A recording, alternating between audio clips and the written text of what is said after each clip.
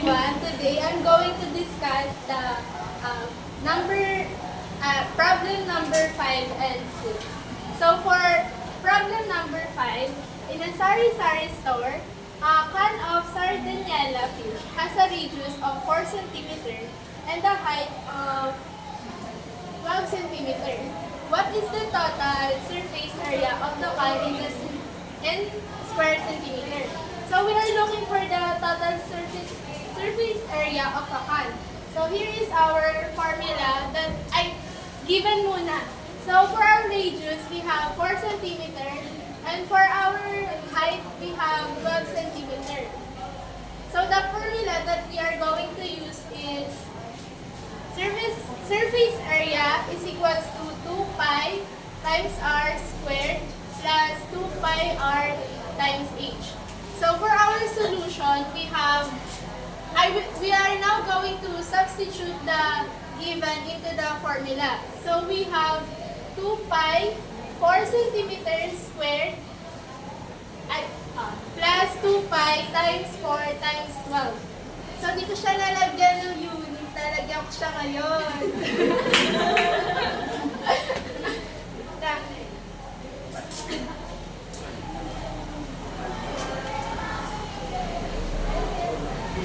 Iwag na.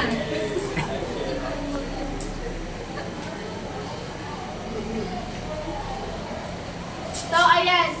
So, yung 4 squared magiging 16 ay 4 times 4 cm times 4 cm. So, magiging 16 cm squared na siya. Hindi ko na nalagyan. Tapos, yung 4 cm times 12 cm magiging 48 cm squared na siya. Ngayon, yung mga nakuha natin is ita-times pa natin siya sa 2. So, magiging 16 times 2 is equals to 32. Tapos, 48 times 2 is equals to 96. So, ipagpa-plus na lang natin yon and makukuha na natin yung total surface area which is 128 pi centimeter squared. So, for our number 2,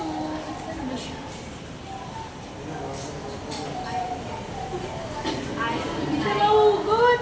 No, lang, commercial.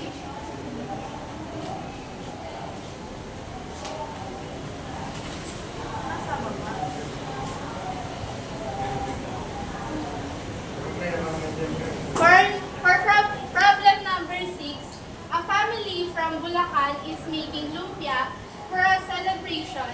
The container for the lumpia wrappers is a cylinder with a diameter of 15 cm and a height of 20 cm.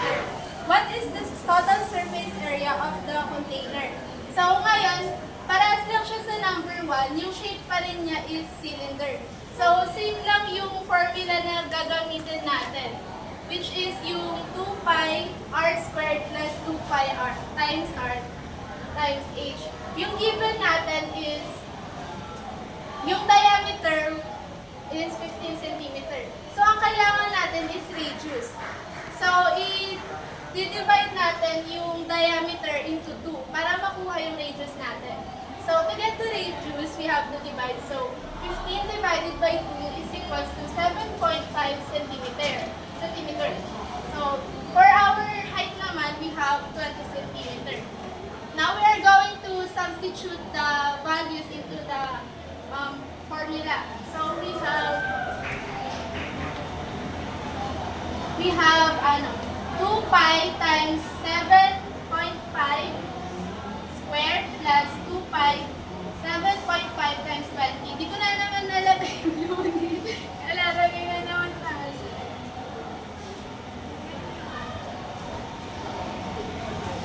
Ngayon, ita-times muna natin yung mga nasa parentheses. So, 7.5 times 7.5 is equals to 56.25 cm squared. Yung isa naman is 7.5 cm times 20 cm is equals to 150 cm squared. Ngayon, yung mga nakuha natin na values, ita-times natin siya sa 2. So, 56 is equals to 112.5. Tapos yung 150 times 2 is equals to 300. Tapos ipa-plus na natin yung lahat para makuha natin yung total surface area ng container. So, ang makuha natin